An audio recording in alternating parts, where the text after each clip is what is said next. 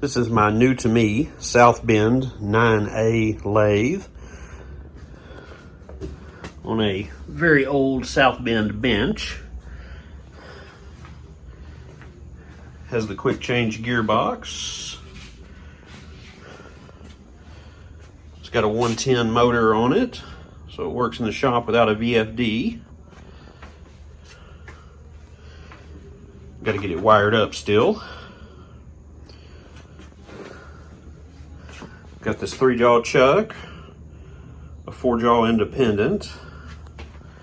Still has the old style lantern tool post, which I'm going to change to a quick change. This is the deluxe 4.5 foot bed model. Looks like it's been very well taken care of. Has a couple of issues that we will correct.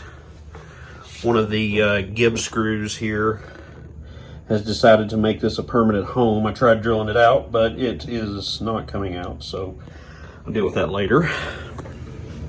And then the split nut that goes on the end here has long since fallen off somewhere, and someone has put a homemade set screw type thing on it.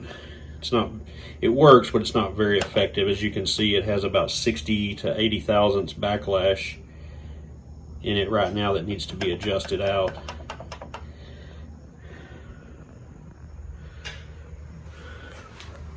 Got quite a bit of reprint documentation for it. Nice little laminated oiling chart will get hung on the wall.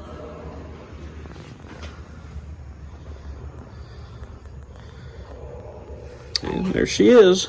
As I get more things corrected and more tooling, I'll keep adding videos.